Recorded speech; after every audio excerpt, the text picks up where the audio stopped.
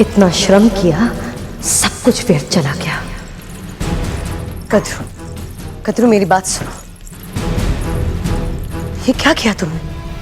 बस इतनी आसानी से क्षमा कर दिया तुमने इन दोनों को? कुछ भी नहीं कहा? इस समय मेरे पास और कोई विकल्प नहीं है दीदी।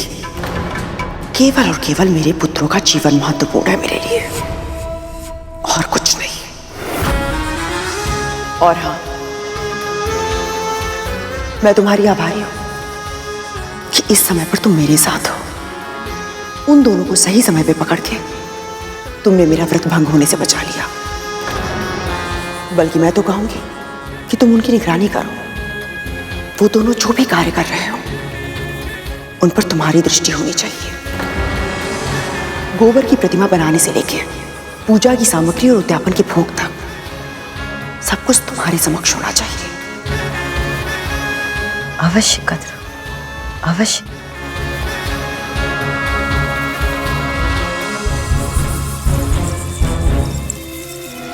अब सारी जिम्मेदारी मेरी है, तो अब ना ये अनुष्ठान होगा और ना ही ये पूजा होगी। और मैं ये निश्चित करूंगी कि इस सब का दोष गरुड़ पे ही जाए। माँ, मैंने इनका सेवन नहीं किया है। जानती हूं मैं। तो फिर आप ये भी जानती होंगी कि इन अस्थियों पर जो दांतों के चिन्ह हैं वो किसी असुर के ही हो सकते हैं। हाँ।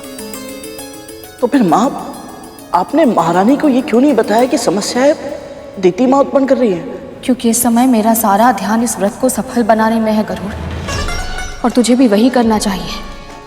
कद्रू दीदी मानसिक रूप से ऐसी स्थिति में नहीं है वो ये समझ पाए कि कौन उनका हितैषी है और कौन शत्रु। इस समय उनका अपराधी तू है गरुड़, क्योंकि नाग तेरे साथ गए थे और सुरक्षित नहीं लौटे। इस समय उन्हें यह समझाना असंभव है कि तू निर्दोष है। इसलिए हमें अपना समय उसमें नष्ट करने की बजाय इस व्रत की रक्षा में लगाना चाहिए,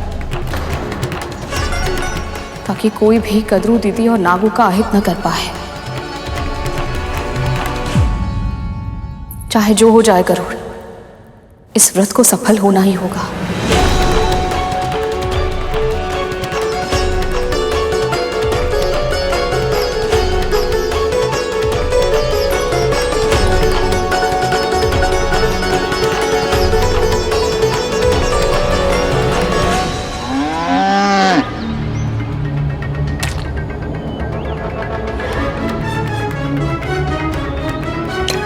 अब इसे भी करने में वर्ष लगाओगी क्या? शीघ्र करो, कद्रू स्नान करके आती होगी। माँ, कितनी दुर्गंध आ रही है। आपकी योजना क्या है? कल आपने मुर्गी उठवाई, आज आप गोबर उठवा रही हैं। अरे आप यहाँ गरुड़ के प्राण लेने आई थी या मुझे दंड देने? तुम्हारे प्राण बस रहे थे ना गरुड़ में, तुम ही लेके आए थे सूचना, तुमने ही मुझे उकसाया है ना। अब मैं जैसा कह रही हूँ उसे चुपचाप करो। राहु, कोई आ रहा है। तुम जाओ यहाँ से, जाओ।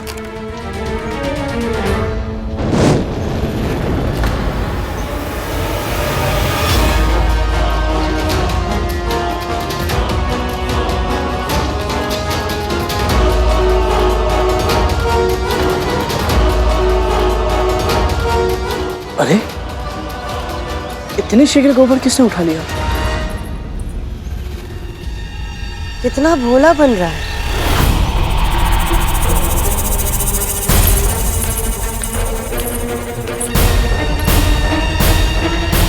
क्या हुआ दीदी?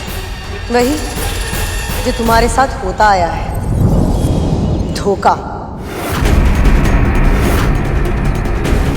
फिर से धोखा किया है इन लोगों ने। अवश्य इसने और इसकी माँ ने ये सारा गोबर हटा दिया, और ये अब कह रहा है गोबर कहाँ चला गया। देखो। क्या? गोबर नहीं है तो मूर्ति कैसे बनेगी?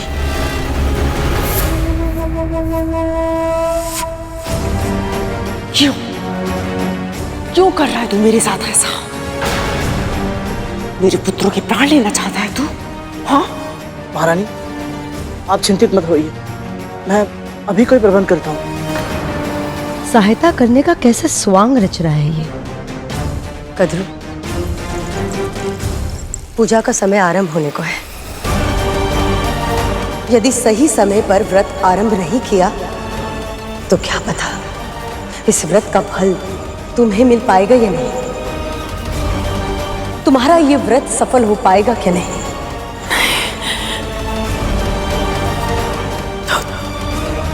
तो फिर मेरा व्रत। हे गौ माता, आप जानती हैं मैं निर्दोष हूँ। मेरी माँ ने जीवित पुत्री का व्रत का प्रण किया है, जिसके लिए आपका गोबर बहुत आवश्यक है। मेरी माँ का मनोरथ सिद्ध करवाने में और मेरे भाइयों की प्राण रक्षा करने में सहायता कीजिए गौ माता।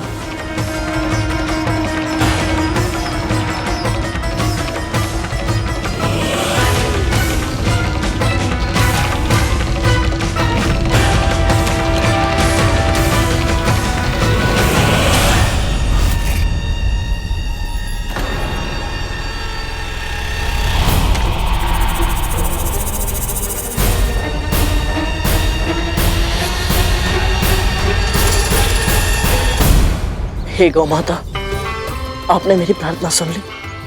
आपका बहुत बहुत आभार।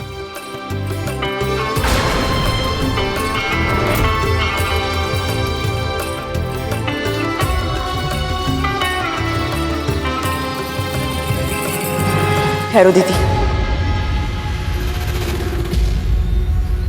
जब तक मेरा व्रत सफल नहीं होता तुम्हें हर कार्य पर अपनी पैनी दृष्टि रखनी होगी,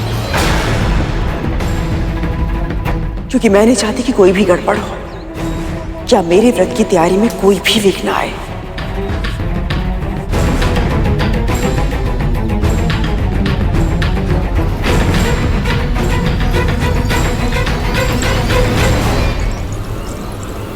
मैं गरुड़ को इस प्रकार मेरी योजना विफल करने नहीं दे सकती।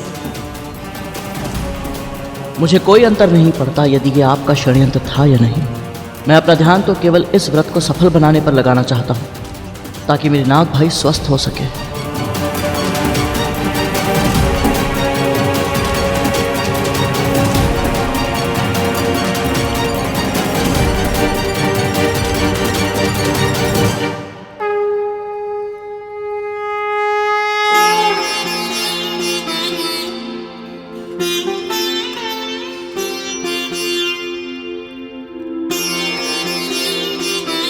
लीजिए महारानी, ये अंतिम मूर्ति भी पूर्ण हुई।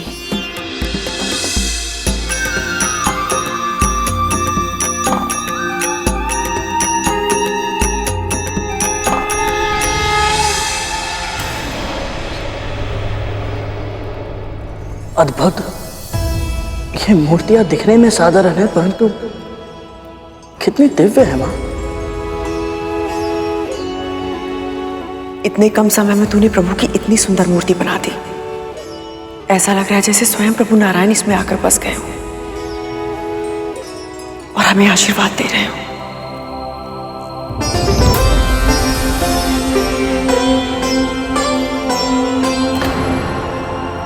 ये तो आपके मन के अच्छे भाव हैं दीदी, और सच कहूं तो जिस तरह से आपने स्वयं को इस व्रत के लिए तैयार किया है, उसे देखने के बाद मुझे कोई शंका नहीं है कि हम दोनों का ये व्रत अवश्य ही सफल होगा और आपके घायल पुत्र शीघ्र ही स्वस्थ हो जाएंगे।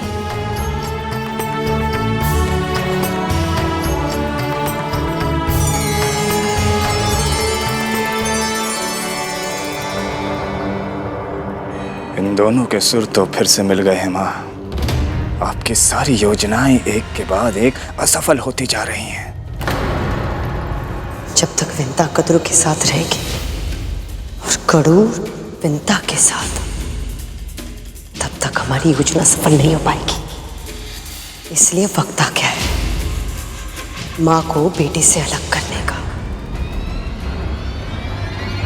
मुझे बहुत अच्छा लग रहा है, बहुत अच्छा लग रहा है ये देखकर कि तुम दोनों इतनी अच्छी भावनाओं के साथ इस व्रत का आरंभ कर रहे हो। पर अभी बहुत कुछ करना शेष है।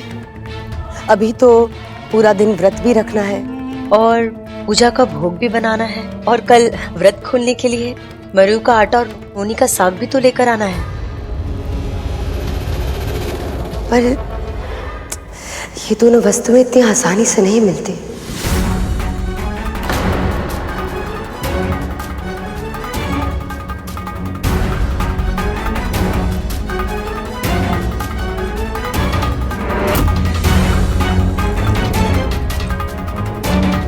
मैं लाऊंगा। मुझे बताइए ये दोनों वस्तुएं कहाँ मिलेंगी? कोई आवश्यकता नहीं है गरुड़। हमारे भाइयों की प्राण संकट में है। मैं और तक्षक भैया स्वयं जाएंगे। तुम दोनों लेकर आओगे? अगर तुम दोनों चले जाओगे तो तुम्हारे भाइयों का ध्यान कौन रखेगा?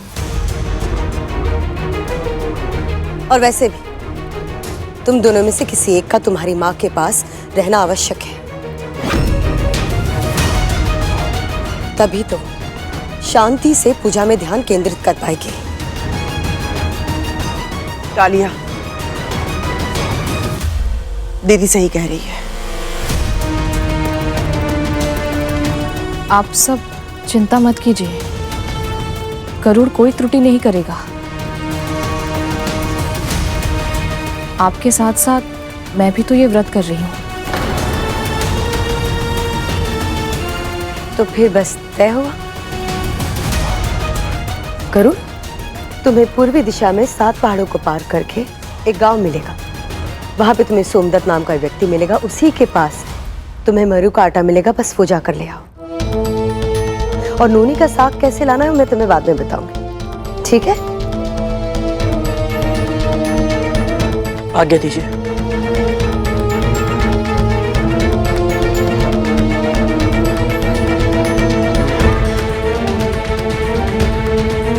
विंता, तुम अपनी कुटिया में जाओ, क्योंकि मैं नहीं चाहती कि तू उसके पास रहे और उसकी शांति में बाधा डाले। पर भोग? भोग भोग मैं बना लूंगी।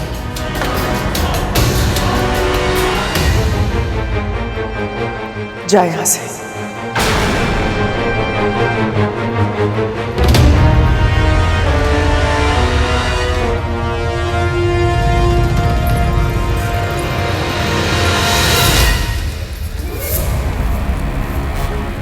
ये क्या कर रही हो?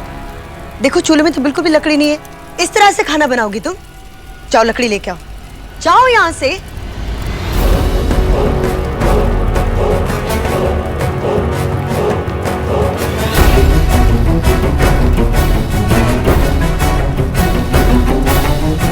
माँ, ये सब आप क्यों कर रही हैं? माँ, विंता से करवाइए ना। भोजन या भोग होता तो उसी दासी से करवाती ये सब कुछ, पर दोनों में से ये कुछ भी नहीं है। फिर क्या है ये?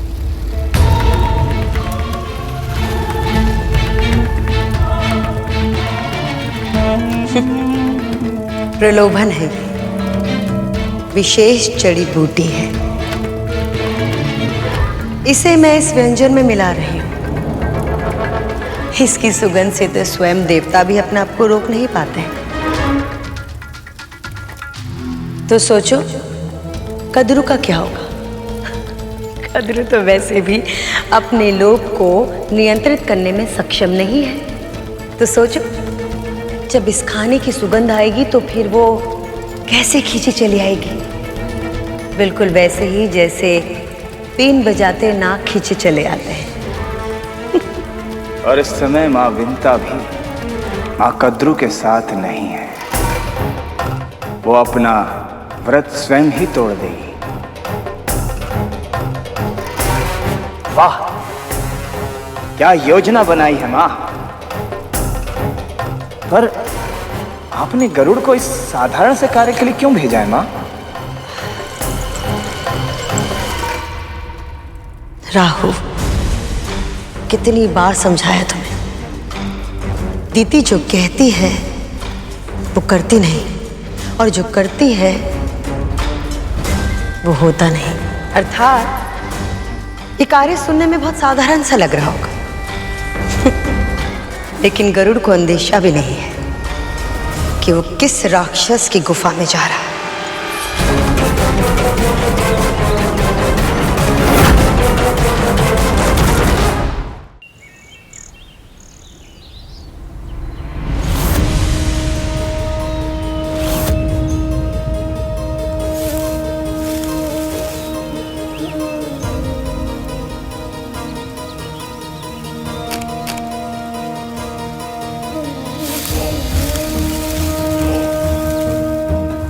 विचित्र सी शांति है हर ओर, पर क्यों?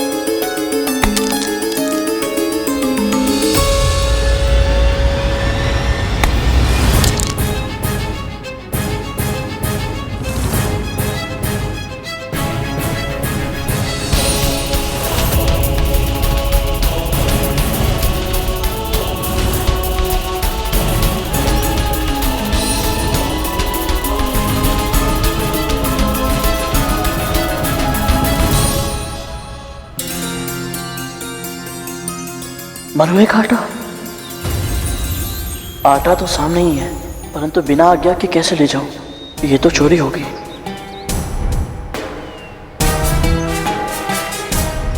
कोई है? भीतर कोई है? कोई है? भीतर कोई है?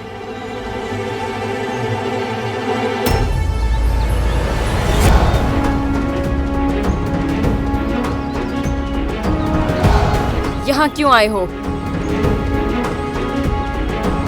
मैं गरुड़ हूँ बहन। मेरी माँ ने जीवित पुत्री का व्रत रखा है, जिसके उद्यापन के लिए मैं सौंदर्य जी से ये मरुए का आटा लेने आया था। ले जाओ, जो चाहिए ले जाओ।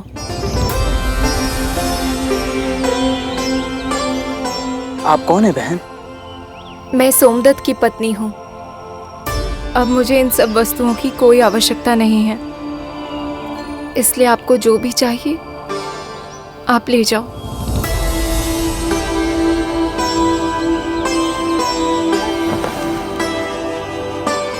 इनका कोई निजी कारण होगा, मुझे अधिक पूछताछ नहीं करनी चाहिए। वैसे भी सूर्यास्त से पहले वापस भी तो पहुंचना है।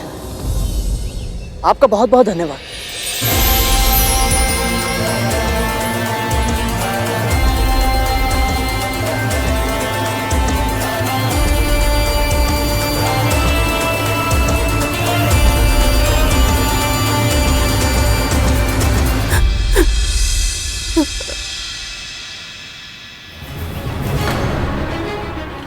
क्या बात है बहन? आप रो क्यों रही हैं? मुझे बताइए, हो सकता है मैं आपकी कोई सहायता कर पाऊं। भैया, उन्हें बचा लीजिए, मेरे स्वामी को बचा लीजिए। वो राक्षस उन्हें अपनी गुफा में लेकर गया है।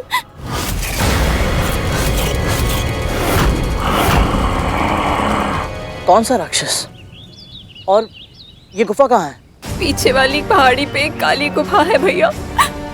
उस गुफा में एक भयानक राक्षस रहता है। जब भी वो बाहर निकलता है, किसी न किसी को घसीट के अपने साथ अंदर ले जाता है। फिर वो मानव कभी नहीं निकलता।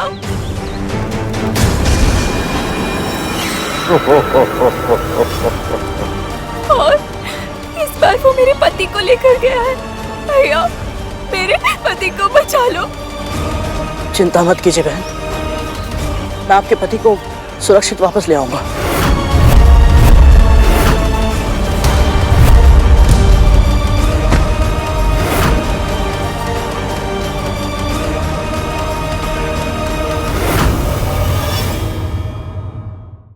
छोड़ दो मुझे, छोड़ दो, छोड़ दो मुझे, छोड़ दो।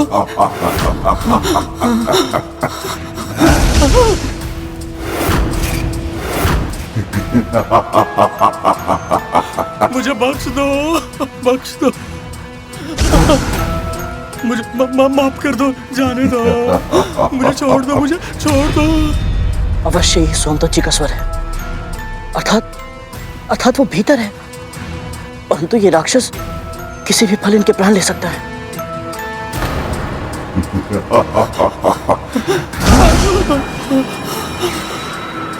छोड़ दो मुझे, मैं हाथ जोड़ता हूँ, मत खाओ मुझे, छोड़ दो। दुष्ट राक्षस निर्बल को सताकर बड़ा वीर बन रहा है। यदि साहस है तो बाहर आ और मुझे हरा के दिखा।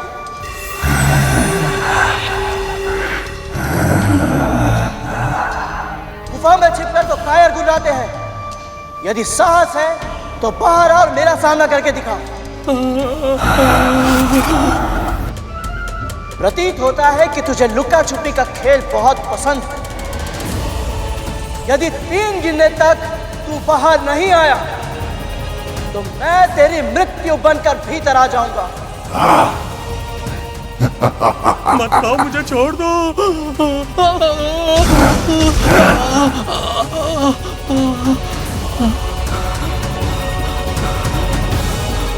एक,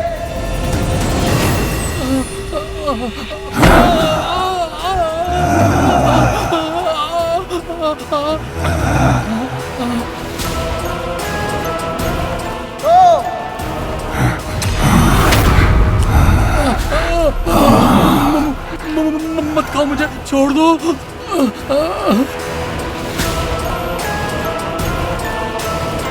तीन, नहीं मुझे।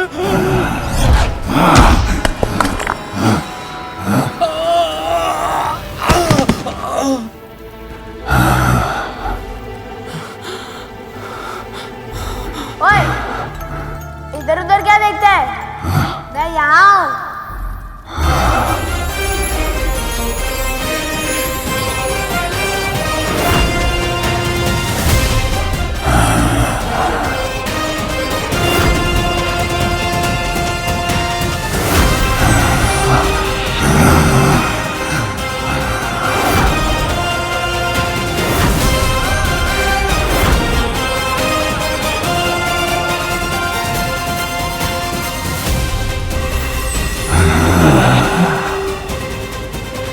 मेरे प्राणों की रक्षा के लिए इस राक्षस से युद्ध करने को तैयार है। कौन है ये वीर? तो तू छोटा सा पक्षी मुझे चुनौती दे रहा है।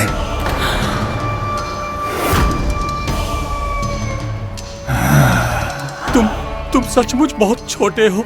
मेरे लिए अपने प्राणों को दांव पर मत लगाओ। चले जाओ तुम यहाँ से, चले जाओ। अब तो बहुत देर हो चुकी है सोमदत्त जी।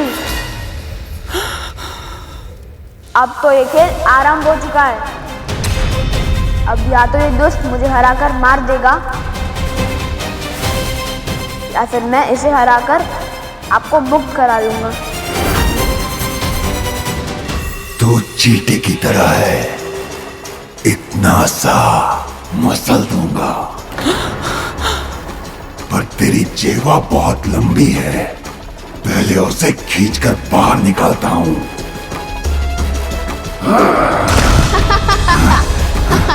आजा।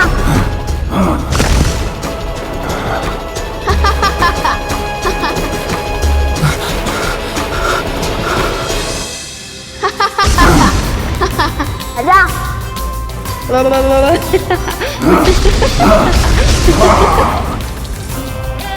तुम तो सचमुच इस राक्षस को खेल खिला रहे हो। हे ईश्वर, आपका बहुत बहुत धन्यवाद।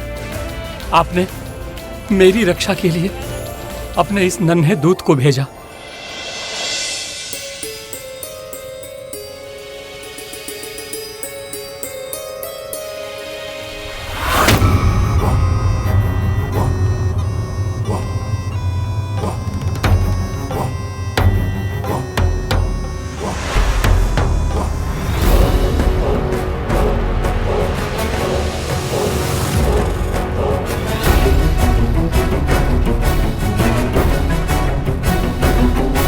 लगता है दीदी ने बहुत ही विशेष और स्वादिष्ट भोजन बनाया है। अच्छा ही हुआ मैंने ये कार्य उसे सौंप दिया।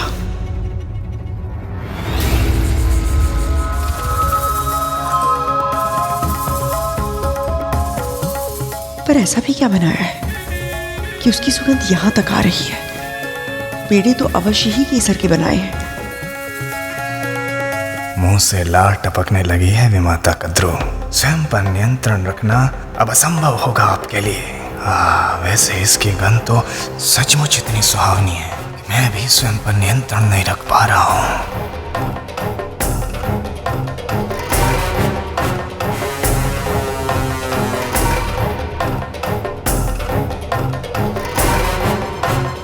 भले ही अभी चख नहीं सकती, पर एक बार जाकर देख तो सकती हूँ ना।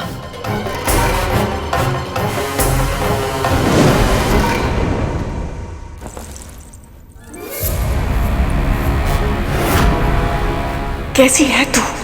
अभी आधा दिन भी नहीं बीता है तुझे व्रत रखे हुए, किंतु तेरा धैर्य अभी से समाप्त हो गया। भोजन की सुगंध से तेरे मुख में जल आ गया, किंतु तुझे ये नहीं ध्यान आया कि एक बूंद जल के लिए तेरे पुत्र तरस रहे हैं। ये व्रत तूने अपनी संतान की प्राण रक्षा के लिए रखा है ना, किंतु फिर भी तेरा मनोबल इतना कम है कि भोजन की सुगंध से तू हार गई है। मैं केवल भोग देखने जा रही थी कि कहीं उसमें कोई कमी तो नहीं है। बस कर, बस कर। तू सबसे झूठ बोल सकती है, किंतु तू मुझसे कभी झूठ नहीं बोल सकती। कल तू अपने स्वामी के सामने बहुत बड़े बड़े वचन की बातें कर रही थी ना, क्या हुआ आज? यही कहा था ना तूने, यदि सावित्री अपने पति सत्यवान के प्राण यमराज से छुड़ा कर ला सकती है, तो मेरे अंदर भी सतीत्व की वही शक्ति है, वही दृढ़ निश्चय है। कहां गई वो शक्ति, कहां गया वो दृढ़ निश्चय? यमराज से टकराना तो दूर, तू तो अपने लोभ से भी नहीं जीत सकती।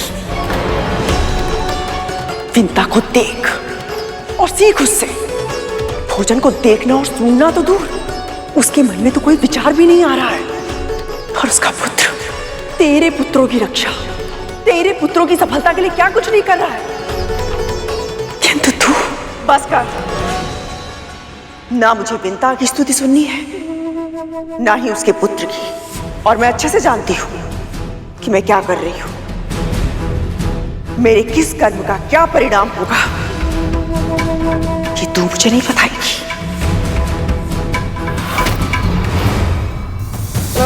आजा आजा आजा आजा।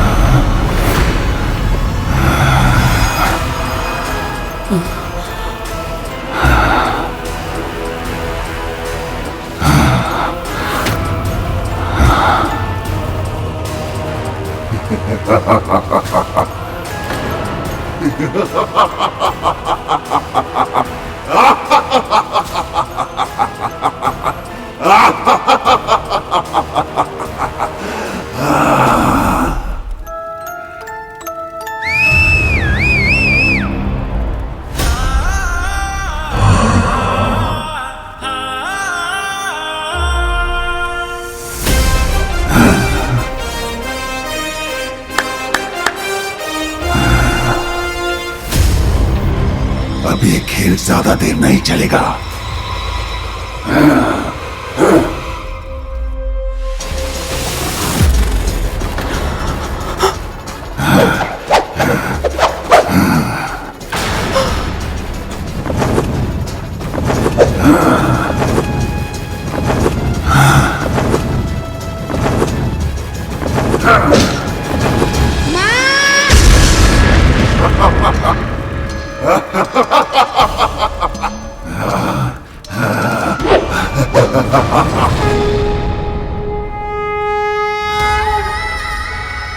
गरुड़, अब तक तो उसे आटा लेकर आ जाना चाहिए था। कहाँ रह गया?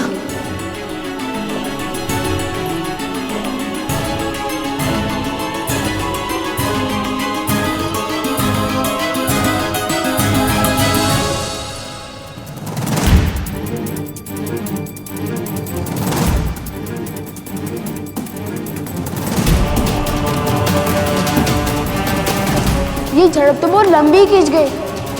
कैसे रोको इस राक्षस को? इस पे तो कोई प्रहार का वार भी नहीं हो रहा।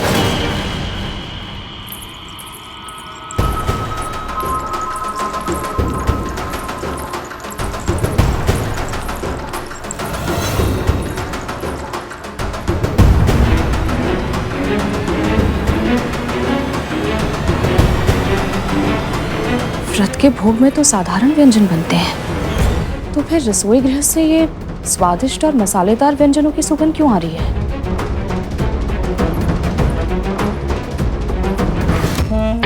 अब कद्रू अपने लोभ से हारेगी और उसके पुत्र अपने प्राणों से।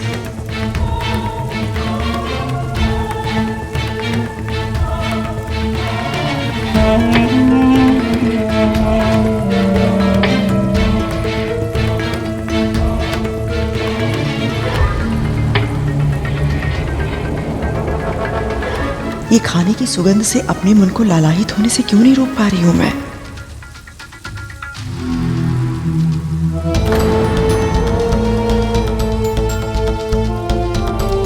जीवित पुत्रिका के व्रत का जीवन बस इतना ही था।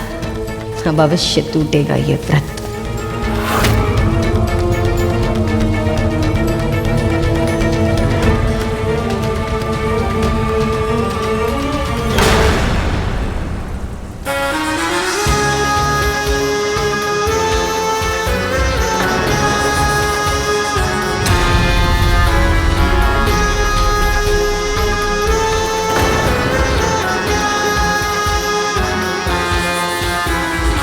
क्या कर रही हो तुम?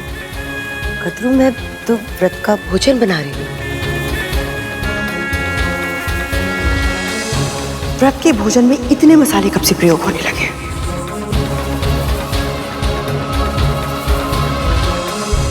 और ये तड़का?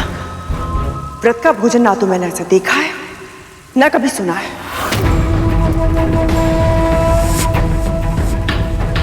कद्रू, मुझे भी पता है कि तुम ये सब नहीं खा सकती हो। ये तो तुम्हारे पुत्रों। मेरे पुत्रों को ढाल बनाकर तलवार मत चलाओ दीदी।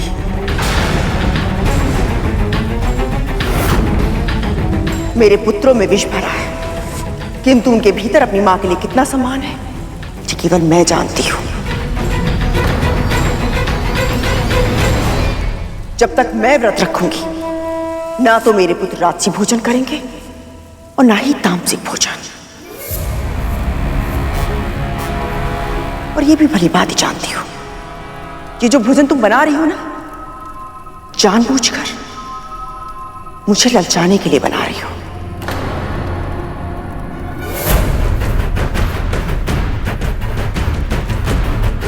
कद्रू की इच्छा शक्ति इतनी दुर्बल नहीं है।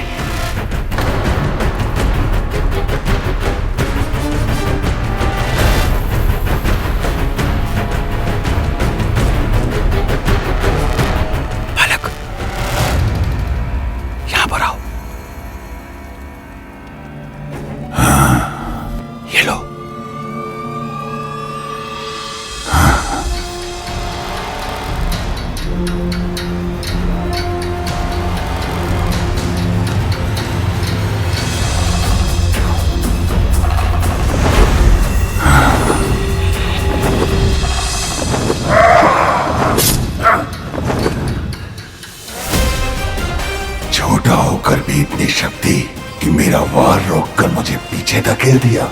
इस बालक में अद्भुत कौशल है, पर यह राक्षस भी विकट है। कैसे बचेंगे हम दोनों के प्राण?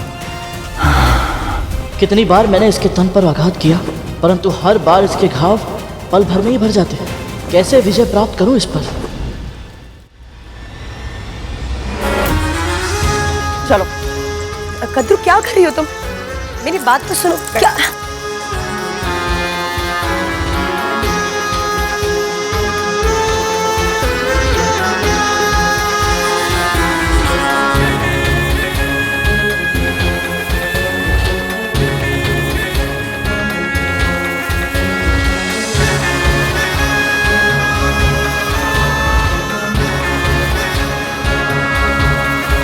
जो क्षण भर के लिए मुझे क्रोध आया था, ये उसका प्रायश्चित है।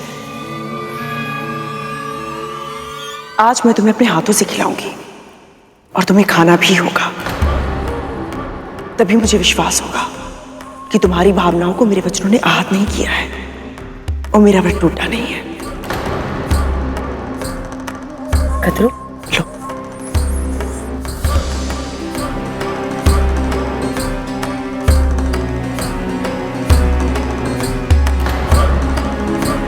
पुत्र, तुम्हें भी भूख लगी होगी ना? मैं तुम्हारी थाली लगा दूं?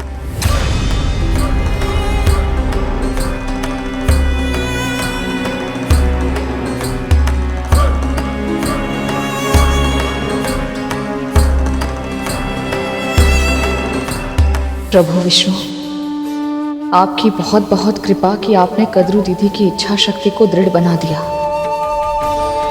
पर अब मुझे सतर्क रहना होगा ताकि दीदी फिर से ऐसा कोई प्रयत्न ना कर पाए।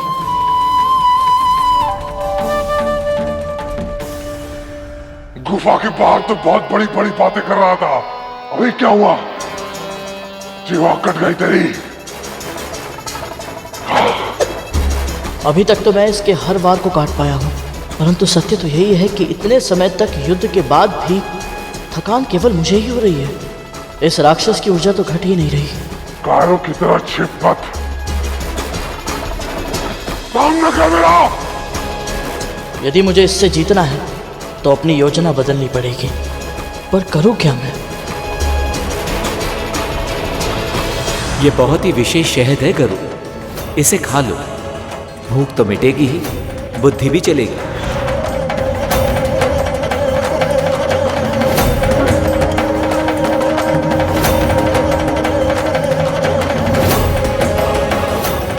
आज तो माँ का व्रत है, उन्होंने पूरे दिन कुछ नहीं खाया, तो फिर मैं ये कैसे पी सकता हूँ? इस राक्षस को गुफा के अंदर नहीं हरा पाओगे बालक। ये गुफा ही इसकी शक्ति का स्रोत है। किसी भी तरह इस राक्षस को गुफा के बाहर लेकर जाओ, तभी तुम इसे हरा पाओगे बालक। अरे वाह, बड़ा ही दिव्य शहद है ये।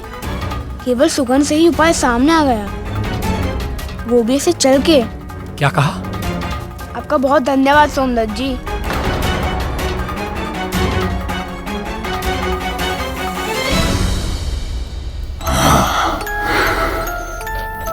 आजा आजा।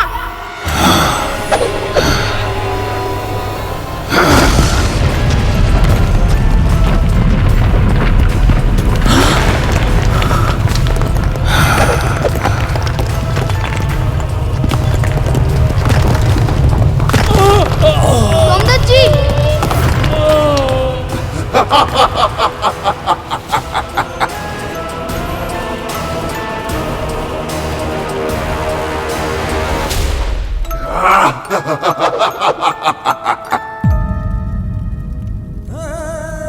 आपकी पत्नी को बहन कहकर पुकारा था मैंने और वचन दिया था कि आपको सुरक्षित लेकर आऊंगा, पर अब मैं अपना वचन कैसे पूरा कर पाऊंगा?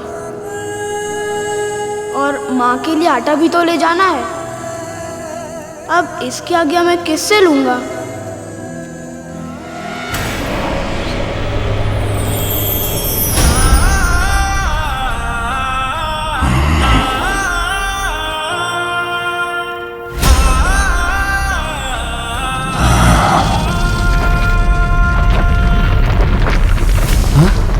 ये ध्वनि किस चीज की है?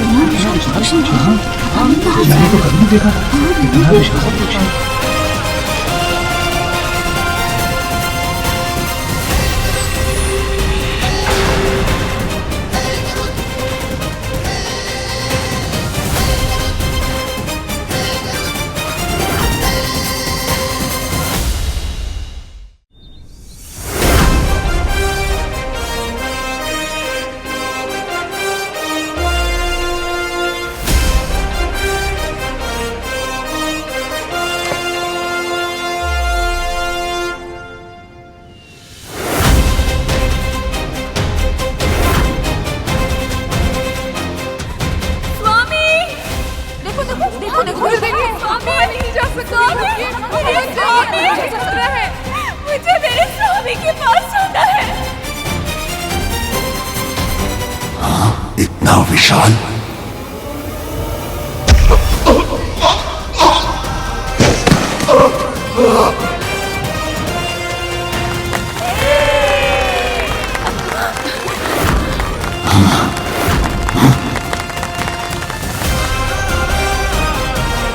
नहीं नहीं नहीं, क्षमा कर दो मुझे।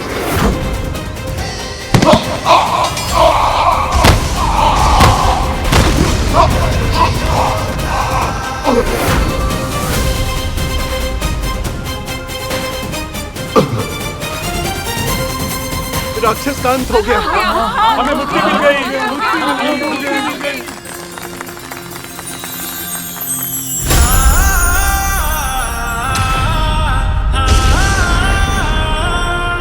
भगवान ने हमारी प्रार्थना सुन ली। हाँ, भगवान ने हमारी प्रार्थना सुन ली। भगवान स्वयं दूत बनकर आए हैं, वो देखिए।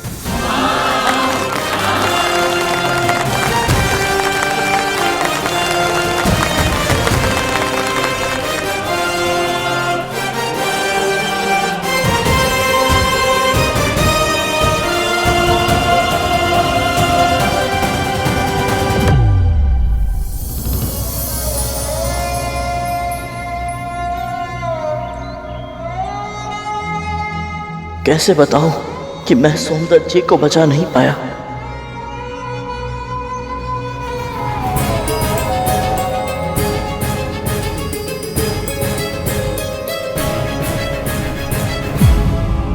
स्वामी,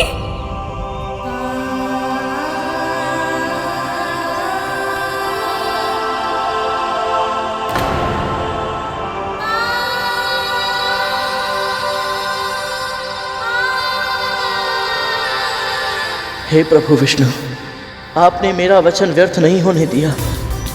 आपकी असीम कृपा है मुझ पर। इस समय मैं जीवित हूं तो केवल आपके कारण। यदि मैं आपके किसी काम आ सकूं तो मुझे बहुत प्रसन्नता होगी। एक कार्य है जो केवल आप ही कर सकते हैं सौंदर्य जी। हाँ हाँ, मेरी माँ और विमाता ने जीवित पुत्री का व्रत रखा है। यदि आप उसके लिए मुझे मरुए का आटा देते तो। बस इतनी सी बात। जाओ लेकर आओ जल्दी।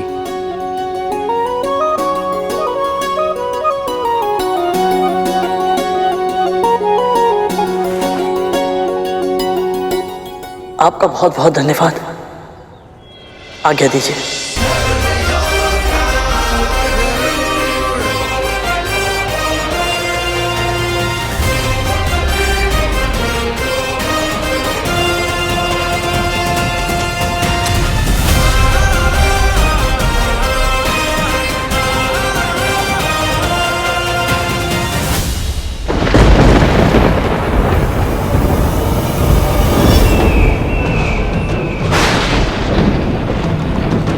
इस परछाई को देखकर मुझे पुनः भय का आभास क्यों हो रहा है?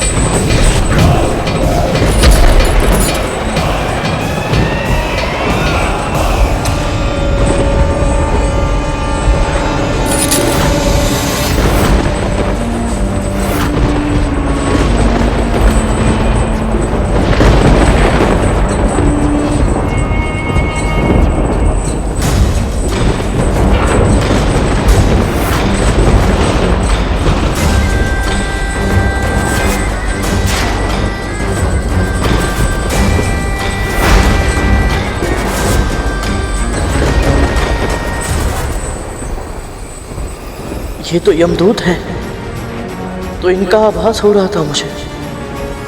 पर ये मेरा भ्रम है या सच में ये मुझे चुनौती देकर गए हैं कि शीघ्र ही ये मेरे भाइयों को भी ऐसे ही ले जाएंगे।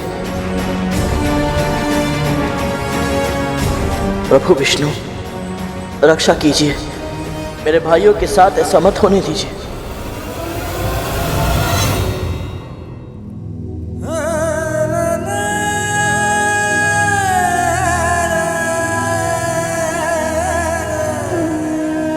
उनका स्वास्थ्य तो बिगड़ता ही जा रहा है भैया। आपको क्या लगता है माँ का व्रत सफल होगा? तू कल्पना भी नहीं कर सकता कालिया कि एक बड़े भाई को कितना कष्ट होता है जब उसे अपने छोटे भाई को यह कहना पड़े कि जो तू प्रश्न पूछ रहा है उसके उत्तर नहीं है मेरे पास। यही सत्य है।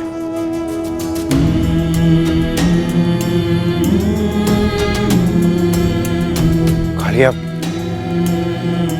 मैंने मां को ये व्रत करता हुआ आज तक कभी नहीं देखा। मैं नहीं जानता कि कल क्या होगा।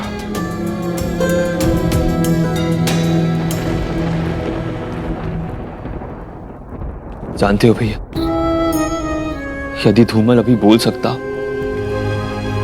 तो क्या बोलता? यही कि दासी मां भी ये व्रत रख रही है, इसलिए इस व्रत की सफल होने की आशा और भी अधिक है। हम सदैव इन्हें डांटते रहे भैया, किंतु एक बात तो माननी पड़ेगी, तख्तू धूमल ने जब भी कुछ कहा सत्य ही कहा। उठो सब, महाराज अनर्गल प्राप्त सुनने को तरस गया हूं मैं। वचन देता हूं तुम सबको, मैं सबको वचन देता हूं कि आज के बाद मैं किसी को नहीं सताऊंगा, किसी को तंग नहीं करूंगा। एक बार आंखें खोलो। आपका ये वचन मैं भी निभाऊंगा भैया, सबका साथ हमेशा निभाऊंगा। बस शीघ्र ही तुम सब स्वस्थ हो जाओ मेरे भाइयों, शीघ्र ही स्वस्थ हो जाओ।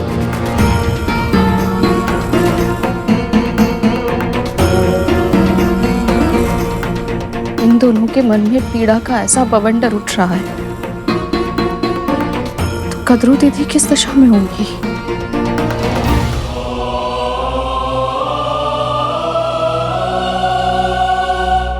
सूर्यदेव ने हमारे अरुण को अपने रथ का सारथी बना लिया है। सच? हाँ विंता, बिल्कुल सच।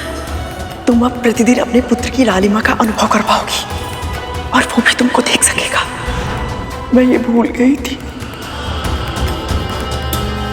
कि तू यदि विंता को नित्य देखता होगा तो तेरी दृष्टि मुझ पर भी पड़ती होगी ना। विंता ने कभी दोष नहीं दिया मुझे अरुण, किंतु तेरे मन में मेरे लिए कितना आक्रोश होगा।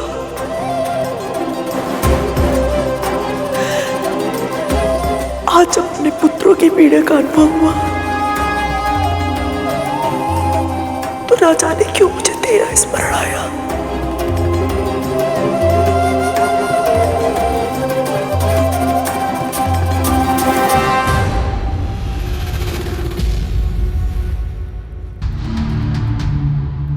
कद्रू जैसे भावुक और उसे देखकर मेरी शंका और भी बढ़ गई है। यदि इसका और विंता का व्रत सफल हो गया तो कहीं ऐसा ना हो कि ये दोनों फिर से एक हो जाए, क्योंकि ऐसा हुआ तो इसका परिणाम बहुत घातक होगा। नहीं, मैं ऐसा होने नहीं दे सकती, कुछ तो करना होगा।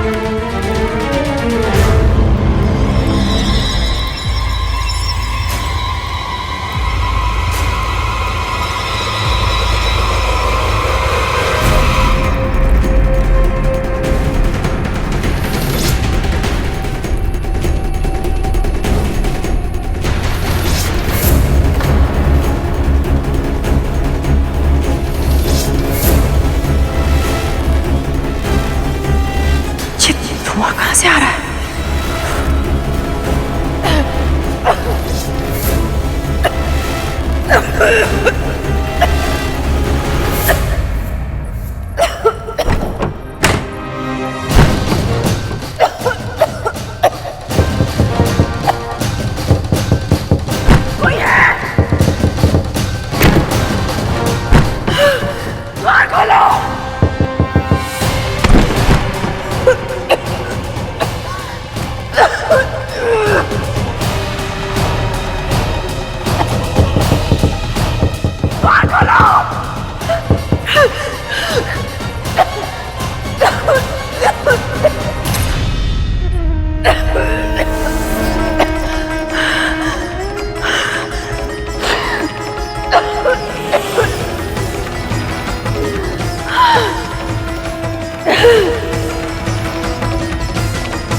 बस एक बार कद्रू जल पी ले तो इसका जीवित पुत्रिका का व्रत टूट जाएगा।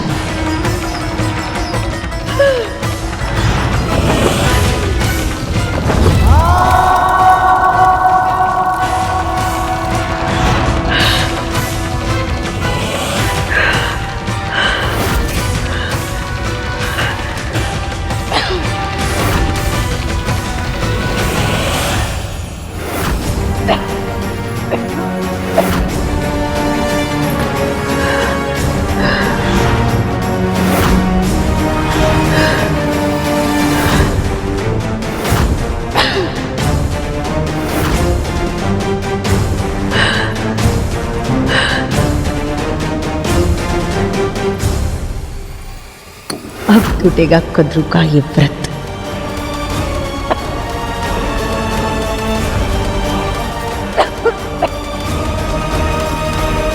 दीदी,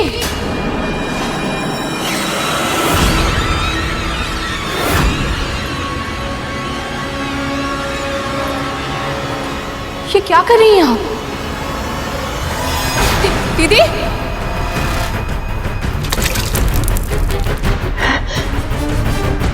दीदी,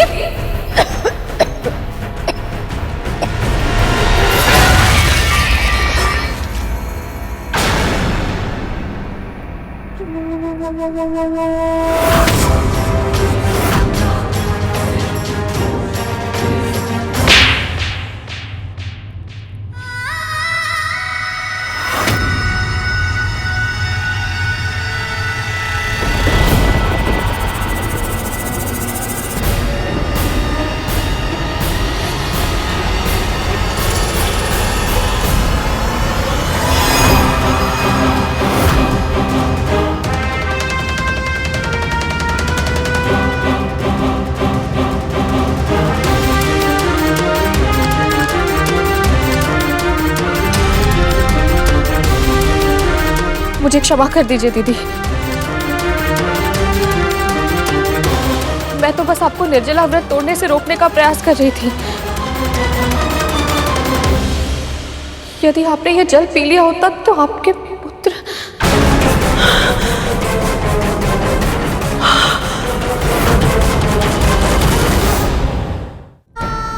निर्जला व्रत, जीवित पुत्र का व्रत, मेरे पुत्र।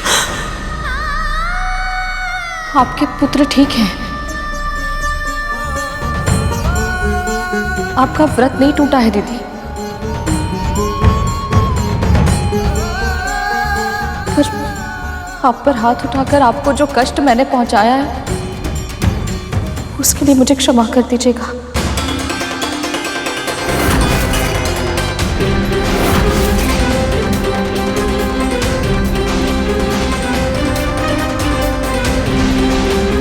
दासी माँ, इतना दुस्साहस!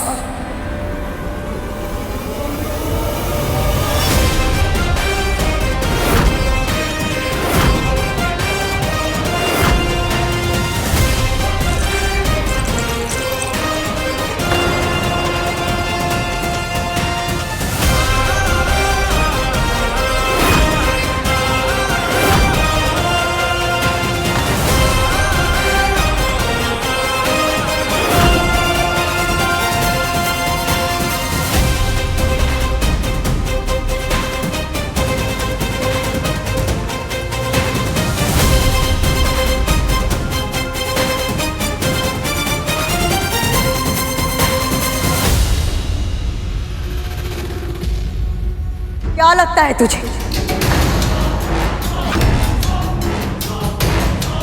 तेरे घूरने से ये दोनों शांत हो जाएंगे? भय से दुपक कर छुप जाएंगे, वो भी तब जब तेरी मां ने एक दासी की मर्यादा को भंग किया है। अपनी स्वामिनी को, इनकी मां को थप्पड़ मारा है इसने। बस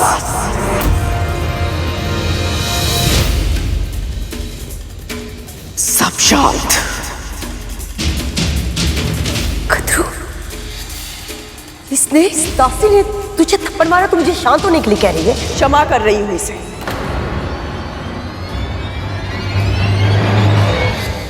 इसने मेरा व्रत टूटने से बचाया है।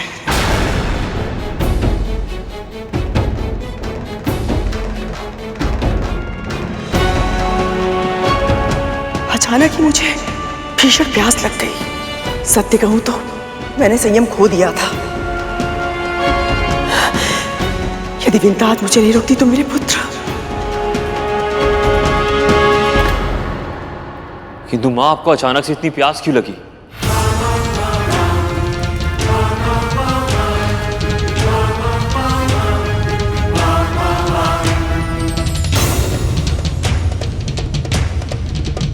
इतना शीघ्र कहां चला गया? क्या मां? धुआं। इस कक्ष में अचानक से इतना धुआं भर गया था कि मेरा सांस लेना भी असंभव हो गया था।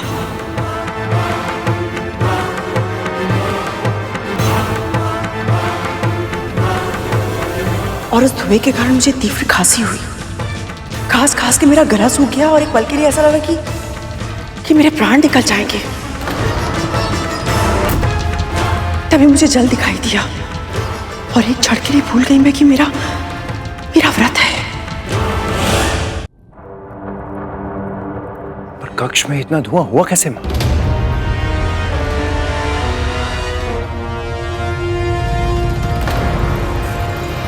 जो हुआ सो हुआ। अब हम अतीत की चिंता करेंगे तो भविष्य पीछे छूट जाएगा।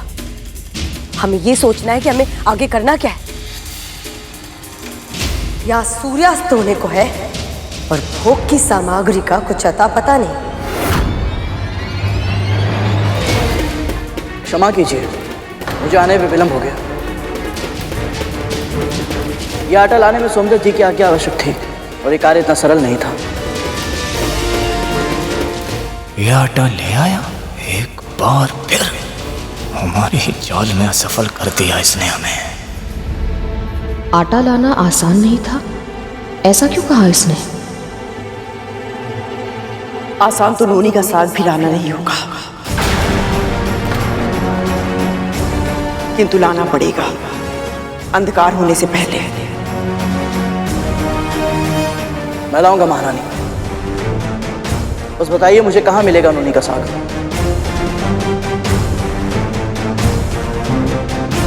उसे लेने के लिए तुझे महर्षि अगस्त्य के आश्रम जाना होगा।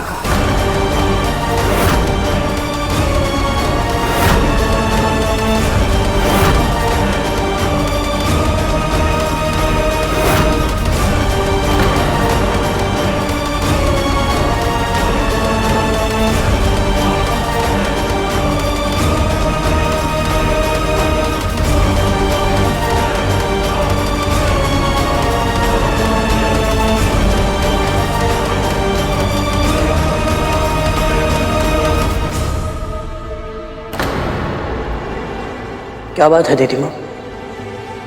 ये नाम सुनते ही एक माँ शंका से कांप गई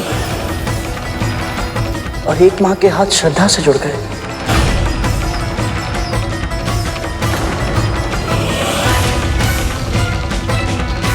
कौन है महर्षि अगस्त्य?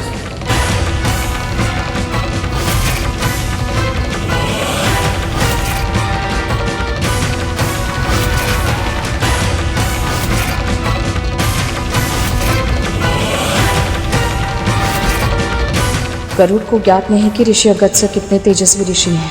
यदि उन्होंने इसकी परीक्षा लेनी चाहिए तो ये बहुत बड़ी मुसीबत में फंस सकता है।